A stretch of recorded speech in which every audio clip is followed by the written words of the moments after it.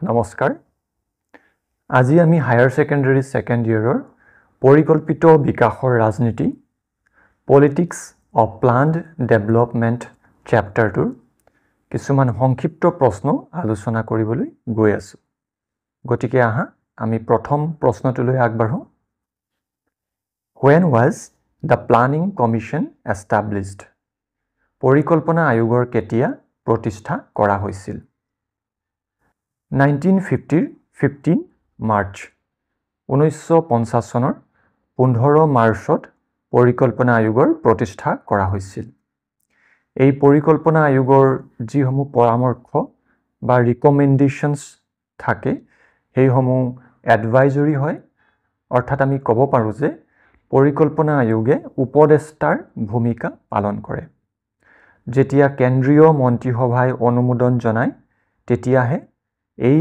আয়োগৰ পৰামৰ্শসমূহ কাৰ্যকৰী হয় আৰু এই পৰিকল্পনা আয়োগৰ অধ্যক্ষ হৈছে প্ৰধানমন্ত্ৰী হৈছে পৰিকল্পনা আয়োগৰ অধ্যক্ষ আৰু এই পৰিকল্পনা আয়োগৰ ব্যৱস্থাটো গ্ৰহণ কৰা হৈছিল USSRৰ পৰা পৰিকল্পনা আয়োগৰ ব্যৱস্থাটো গ্ৰহণ কৰা হৈছিল next question Which institution has replaced the planning commission? কোনটো অনুষ্ঠান পৰিকল্পনা আয়োগৰ হলনি প্ৰতিষ্ঠা কৰা হৈছিল? Answer নীতি আয়োগ নীতি আয়োগক পৰিকল্পনা আয়োগৰ হলনি প্ৰতিষ্ঠা কৰা হৈছিল আৰু এই নীতি আয়োগৰ সম্পূৰ্ণ ৰূপটো হৈছে National Institution for Transforming India National Institution for Transforming India এই নীতি আয়োগৰ গঠন হৈছিল 2015 চনৰ 1st জানুৱাৰীত 2015 চনৰ 1 জানুৱাৰীত এই নীতি আয়োগৰ প্ৰতিষ্ঠা কৰা হৈছিল আৰু এই নীতি আয়োগৰ অধ্যক্ষ হৈছে প্ৰধানমন্ত্ৰীয়ে নীতি আয়োগৰ অধ্যক্ষ হিচাপে কাৰ্যনিৰ্বাহ কৰে Next question Which state is being seen as an important investment destination due to its large reserves of untapped iron ore অৰ্থাৎ কোনখন ৰাজ্যক ইয়াৰ অব্যৱহৃত লৌহ আকৰিকৰ বৃহৎ ভাণ্ডাৰৰ বাবে এক গুৰুত্বপূৰ্ণ বিনিয়োগৰ গন্তব্য স্থান হিচাপে বিবেচনা কৰা হৈছিল Answer to hoise Orissa. Next question. Why did the villagers stage a demonstration against the proposed POSCO India steel plant? Postravito POSCO India steel prokolpor birudhe gaonbakhie kiyo bikshub prodorshon korisil? Answer Orissa সৰকাৰ আৰু Korean কোম্পানীৰ মাজত যি বুজাবুজিৰ চুক্তি বা মেমোৰেন্ডাম of আন্ডাৰষ্টেণ্ডিং চুক্তি স্বাক্ষৰ হৈছিল সেই চুক্তিখন বাতিল কৰাৰ উদ্দেশ্যে গাঁওবাসীয়ে বিক্ষোভ প্ৰদৰ্শন কৰিছিল আৰু এই বিক্ষোভটো সংগঠিত কৰিছিল ৰাষ্ট্ৰীয় যুৱ সংগঠন আৰু নৱনিৰ্মাণ সমিতিয়ে ৰাষ্ট্ৰীয় যুৱ সংগঠন আৰু নৱনিৰ্মাণ সমিতিয়ে এই বিক্ষোভটো সংগঠিত কৰিছিল এই পস্কোৰ সম্পূৰ্ণ ৰূপটো হৈছে পোহাং আইৰন এণ্ড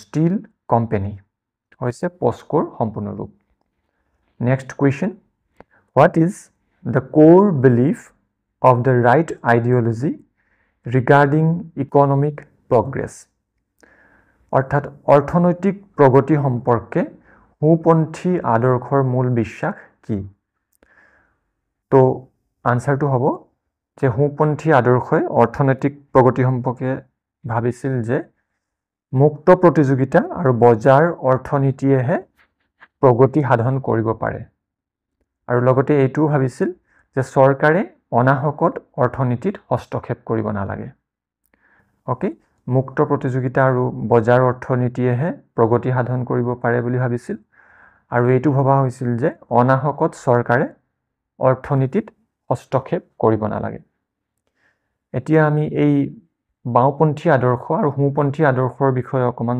চাই লওঁ প্ৰথমতে আমি বাওঁপন্থী আদৰ্শৰ বিষয়ে চাওঁ কল্যাণৰ বাবে তেওঁলোকে চৰকাৰৰ হস্তক্ষেপ সমৰ্থন কৰে আৰু দৰিদ্ৰ আৰু নিপীড়িতসকলৰ পক্ষত গ্ৰহণ কৰা নীতিকো তেওঁলোকে সমৰ্থন কৰে 1960 দশকৰ আমি কিছুমান বাওঁপন্থী দলৰ উদাহৰণ ইয়াত চাব বিচাৰো যেনে communist party of India socialist party বা সমাজবাদী পাৰ্টি এইসমূহ হৈছে 1960 দশকৰ বাওঁপন্থী দলৰ উদাহৰণ এতিয়া সোঁপন্থী আদৰ্শৰ বিষয়ে অকমান চাওঁ সোঁপন্থী আদৰ্শই বিশ্বাস কৰে যে প্ৰগতিৰ বাবে মুক্ত প্ৰতিযোগিতা আৰু বজাৰ অৰ্থনীতিত প্ৰয়োজন তেওঁলোকে প্ৰগতিৰ বাবে মুক্ত প্ৰতিযোগিতা আৰু বজাৰ অৰ্থনীতিত বিশ্বাস কৰে আৰু লগতে অৰ্থনীতিত চৰকাৰী হস্তক্ষেপৰ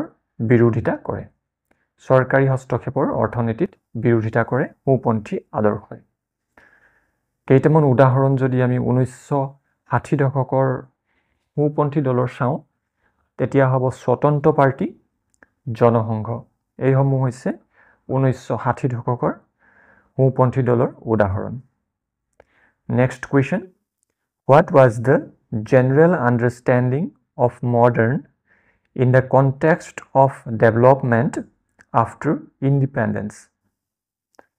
স্বাধীনতাৰ পিছত উন্নয়নৰ পৰিপ্ৰেক্ষিতত আধুনিকৰ দ্বাৰা সাধাৰণতে কি বুজা গৈছিল আনসাৰ এই আধুনিকৰ দ্বাৰা বুজা গৈছিল যে পশ্চিমৰ ঔদ্যোগিক দেশবোৰৰ দৰে হোৱাটো আধুনিকে বুজোৱা হৈছিল আৰু এই পশ্চিমৰ ঔদ্যোগিক দেশবোৰৰ দৰে হোৱাৰ অৰ্থটো এইটোৱে যে পশ্চিমৰ অৰ্থনৈতিক ব্যৱস্থাক অনুসৰণ কৰা লগতে পশ্চিমৰ যিবিলাক প্ৰযুক্তিবিদ্যা এইসমূহ গ্ৰহণ কৰা আধুনিকক বুজোৱা হৈছিল next question Who drafted the Bombay Plan in 1944 which proposed a planned economy for India ভাৰতৰ বাবে পৰিকল্পিত অৰ্থনীতিৰ প্ৰস্তাৱ দিয়া 1944 চনৰ বোম্বাই পৰিকল্পনাৰ খচৰা কোনে প্ৰস্তুত কৰিছিল তো আনসাৰ ব্যক্তিগত বিনিয়োগকাৰী আৰু উদ্যোগপতিসকলে ব্যক্তিগত বিনিয়োগকাৰী আৰু উদ্যোগপতিসকলে 1944 চনৰ বোম্বাই পৰিকল্পনাৰ খচৰা প্ৰস্তুত কৰিছিল আৰু এই বোম্বাই পৰিকল্পনাৰ উদ্দেশ্য আছিল ঔদ্যোগিক বিনিয়োগত ৰাজ্যিক পদক্ষেপৰ সৈতে এক পৰিকল্পিত অৰ্থনীতি স্থাপন কৰা next question When was the first 5-year plan launched প্ৰথম পঞ্চবাৰ্ষিক পৰিকল্পনা কেতিয়া আৰম্ভ কৰা হৈছিল আনসাৰ in 1951 1951 চনত প্ৰথম পঞ্চবাৰ্ষিক পৰিকল্পনা গ্ৰহণ কৰা হৈছিল আৰু দ্বিতীয় পঞ্চবাৰ্ষিক পৰিকল্পনা গ্ৰহণ কৰা হৈছিল 1956 1956 চনত দ্বিতীয়টো গ্ৰহণ কৰা হৈছিল আৰু তৃতীয় পঞ্চবাৰ্ষিক পৰিকল্পনা থাৰ্ড 5-year plan গ্ৰহণ কৰা হৈছিল 1961ত 1961 চনত পুনৰ আমি চনকেইটা চাইছো প্ৰথম পৰিকল্পনাটো গ্ৰহণ কৰা হৈছিল অৰ্থাৎ প্ৰথম পঞ্চবাৰ্ষিক পৰিকল্পনা গ্ৰহণ কৰা হৈছিল 1951 সেকেন্ড 5-year plan গ্ৰহণ কৰা হৈছিল 1956 আৰু থাৰ্ড 5-year plan গ্ৰহণ কৰা হৈছিল 1961ত ভাৰতবৰ্ষ এতিয়ালৈকে 12টা পঞ্চবাৰ্ষিক পৰিকল্পনা গ্ৰহণ কৰিছিল আৰু এই অন্তিমটো পৰিকল্পনা হেতু গ্ৰহণ কৰা হৈছিল 2012 চনৰ পৰা 2017 চনলৈকে next question When did the government decide to take a planned holiday চৰকাৰে কেতিয়া পৰিকল্পনা বিশ্ৰামৰ কথা ঘোষণা কৰিছিল অৰ্থাৎ কেতিয়া পৰিকল্পনা বিশ্ৰাম লৈছিল আনসাৰটো হ'ব 1966 67 1967 68 আৰু 1968 69 আৰু এই পৰিকল্পনা বিশ্ৰাম গ্ৰহণ কৰাৰ উদ্দেশ্য আছিল কিয়নো ভাৰতবৰ্ষ সেই সময়ত তীব্ৰ অৰ্থনৈতিক সংকটত ভুগিছিল আৰু পৰিকল্পনাৰ অভিনৱত্বৰ প্ৰতি উৎসাহ কমি আহিছিল তাৰ ফলস্বৰূপেই প্লান হলিডে গ্ৰহণ কৰা হৈছিল বা পৰিকল্পনা বিশ্ৰাম গ্ৰহণ কৰা হৈছিল next question What was the main objective of the first 5-year plan? প্ৰথম পঞ্চবাৰ্ষিক পৰিকল্পনাৰ মুখ্য উদ্দেশ্য কি আছিল? উত্তৰ দেশৰ অৰ্থনৈতিক দৰিদ্ৰতাৰ চক্ৰৰ পৰা মুক্ত কৰাটো প্ৰথম পঞ্চবাৰ্ষিক পৰিকল্পনাৰ উদ্দেশ্য আছিল। আৰু এই প্ৰথম পঞ্চবাৰ্ষিক পৰিকল্পনাই উচ্চ সঞ্চয়ৰ জৰিয়তে ৰাষ্ট্ৰীয় উপাৰ্জন বৃদ্ধি কৰাত গুৰুত্ব দিছিল। বান্ধ আৰু জলসিঞ্চনত বিনিয়োগকে ধৰি কৃষিৰ ওপৰত অধিক গুৰুত্ব দিয়া হৈছিল। অৰ্থাৎ বান্ধ আৰু কৃষি খণ্ডৰ ওপৰত প্ৰথম পঞ্চবাৰ্ষিক পৰিকল্পনাই গুৰুত্ব দিছিল। আৰু এই প্ৰথম পঞ্চবাৰ্ষিক পৰিকল্পনাই ভাক্ৰা নাঙলৰ দৰে বৃহৎ প্ৰকল্পৰ বাবে পুঁজিৰ বৃহৎ আবণ্টন দিছিল। ভাক্ৰা নাঙলৰ দৰে বৃহৎ প্ৰকল্পৰ বাবে প্ৰচুৰ পৰিমাণৰ পুঁজি আবণ্টন দিয়া হৈছিল এই প্ৰথম পঞ্চবাৰ্ষিক পৰিকল্পনাত। Next question. Who argued that India should hasten slowly for the first 2 decades to ensure democracy? কোনে যুক্তি দিছিল যে গণতন্ত্ৰ নিশ্চিত কৰিবলৈ ভাৰতে প্ৰথম 2টা দশকৰ বাবে লাহে লাহে আগবঢ়া উচিত? Answer K.N. Raj. Next question. What was identified as the principal obstacle to agriculture growth in the first 5-year plan?